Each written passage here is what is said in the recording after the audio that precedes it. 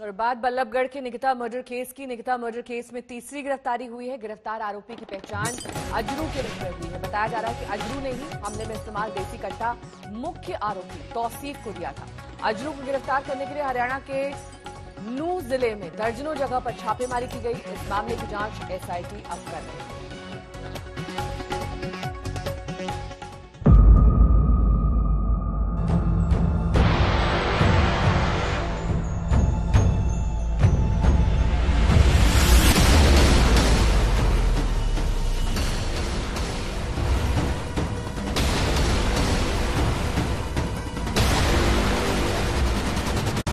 तौसीफ, ये बताइए गोली क्यों मारी थी? तौसीफ गोली क्यों मारी थी? तौसीफ गोली क्यों मारी थी? तौसीफ निकिता का मर्डर करने वाले तौसीफ पर पुलिस का शिकंजा कसता जा रहा है। पुलिस के पास उसके खिलाफ सीसीटीवी फुटेज है। वहीं वो देसी कट्टा भी उसने बरामद कर लिया है, जिससे उसने निकिता की हत्या की थी और भागने की जल्दी में मौके पर ही छोड़कर फरार हो गया था। पुलिस ने वो i20 कार भी अपने कब्जे में ले लिया है, जिसका इस्तेमाल वारदात के लिए किया गया था। लेकिन तौसीफ का मोबाइल फोन पुलिस को अब तक नहीं मिला है। बताया जा रहा है कि उसने सबूत मिटाने के लिए अपना फोन तोड़ दिया और उसे किसी अज्ञात जगह पर फेंक दिया।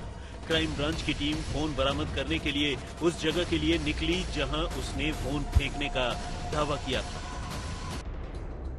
फरीदाबाद पुलिस के मुताबिक वो निकिता के परिवार से उसका फोन लेकर उसे फॉरेंसिक जांच के लिए भेजेगी। इस बीच क्राइम ब्रांच की टीम ने तौसीफ और रेहान को साथ बिठाकर पूछताछ की। उनसे पूछा गया कि वारदात की प्लानिंग कैसे की गई, हथियार कहां से आया और अगर वो निकिता को अगवा कर लेते तो उनका आगे का क्या प्लान था। जहां तक वारदात वाले दिन की बात है तो तौसीफ के चाचा का कहना है कि उस दिन उन्हें तौसीफ के रंग ढंग से शक नहीं हुआ कि वो इतनी बड़ी वारदात को अंजाम देने जा रहा है। मैंने घर में पूछा करके शाम को, मैंने पूछा क्या उसको कोई डिस्टर्ब था कि क्या? कल ऐसा कुछ था ही नहीं, नॉर्मल था बिल्कुल। यहाँ से नॉर्मल गया है, अब आगे का हमें पता नहीं। घर से नॉर्मल बच्चे तो इनकी उम्र क्या है, छोटे बच्चे हैं अभी तो इन्होंने बाहर निकलना भी नहीं सीखा है। ऐसी गोलमोल बातों की सच्चाई का पता अब एसआईटी लगाएगी, जिसे निकिता हत्याकांड की जांच सौंपी गई है। जांच संभालते ही एसआईटी निकिता के घर पहुंची। हालांकि पहले दिन एसआईटी ने घर वालों का बयान दर्ज नहीं किया। उसने बस ये जानकारी दी कि उन्होंने जांच शुरू कर दी है। उसकी जांच का दायरा 2018 तक जाएगा, जब तौसीफ ने निकिता को किडनैप कर लिया था और निकिता के परिवार ने उसके खिलाफ एफआईआर दर्ज करवाई थी। लेकिन दोनों परिवारों के बीच समझौता हो गया और निकिता के परिवार ने केस वापस ले लिया था। अब जो मैंने एसआईटी बनाई है, उस एसआईटी को हमने कहा है कि जांच 2018 से की जाए कि वो क्या परिस्थितियां थी कि माँ बाप को मजबूर होकर मुकदमा वापस लेने के लिए एफिडेविट देना पड़ा। हरियाणा पुलिस ने इस केस के लिए खास सरकारी वकील नियुक्त किया है और 30 दिन के अंदर पुलिस इस मामले में चार्जशीट दायर करेगी। गुरुग्राम में नीरज वशिष्ठ के साथ अरविंदो झा, बल्लभगढ़, आज तक। निकिता कॉलेज की टॉपर थी। वो जिस कॉलेज में पढ़ती थी उस कॉलेज के छात्र अब न्याय की लड़ाई के लिए धरने पर बैठे हैं। आज तक ने निकिता के कुछ दोस्तों से बात की जो उस घटना के चश्मदीद भी हैं।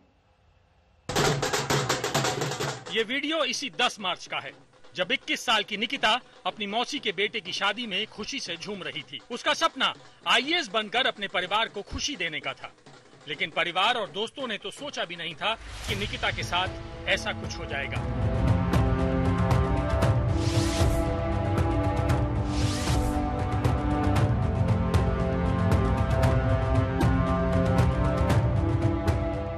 सर बहुत अच्छी लड़की थी, आगे जाके आईपीएस ऑफिसर बनना चाहती थी, देश की सेवा करना चाहती थी और हमारे पूरे तीनों सेक्शन की टॉपर थी, हमारे कॉलेज की टॉपर थी, बहुत इंटेलिजेंट लड़की थी।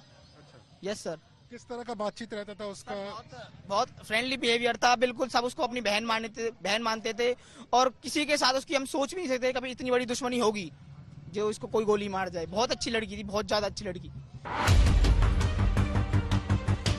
सोचा तो निकिता ने भी नहीं होगा कि कोई सिरफिरा आशिक यूं दिन दहाड़े उसे अगवा करने की कोशिश करेगा और अपनी कोशिश में नाकाम रहने के बाद उसे गोली मार देगा।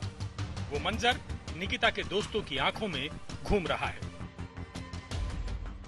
एक बार मैं अपने कैमरा पर्सन शकील को बोल दूंगा, ये देखिए, ये कॉलेज है ठीक सामने हमारे, कॉलेज की बाउंड्री है, मेरी बाईं तरफ उसका मेन गेट है और मेन गेट से चंद कदम की दूरी, यानी कि जहां पर हम खड़े हैं यहाँ पर वो I-20 गाड़ी आती है। और उसके बाद में क्या हुआ विक्रांत?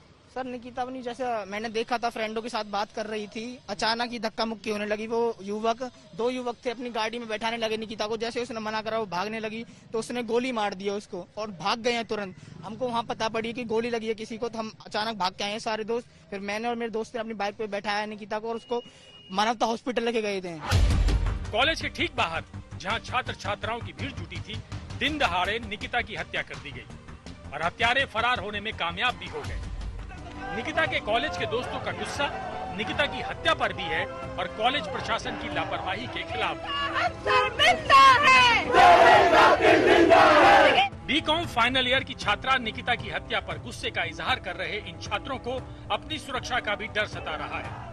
जो निकिता के साथ हुआ वो कल उनके साथ भी हो सकता है। वो निकिता को इंसाफ दिलाना चाहते हैं और खुद को सुरक्षा की गारंटी।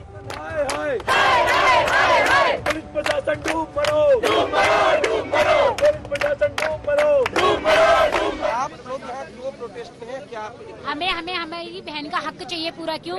क्योंकि गोली लगी है तो हमें गोली ही चाहिए। कॉलेज कैंपस में इस तरह के बाहर हुआ है तो इनसिक्योरिटी भी है क्या लड़कियों? सर बिल्कुल है, यहाँ पे कैमरे नहीं है, सिक्योरिटी नहीं है। कहाँ है वो?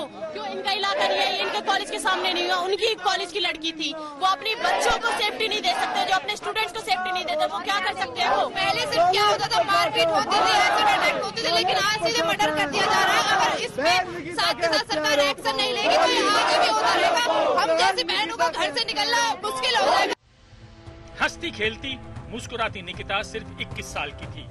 ये उम्र होती ही है खुशियां मनाने की, लेकिन निकिता की खुशियों को ग्रहण लग गया।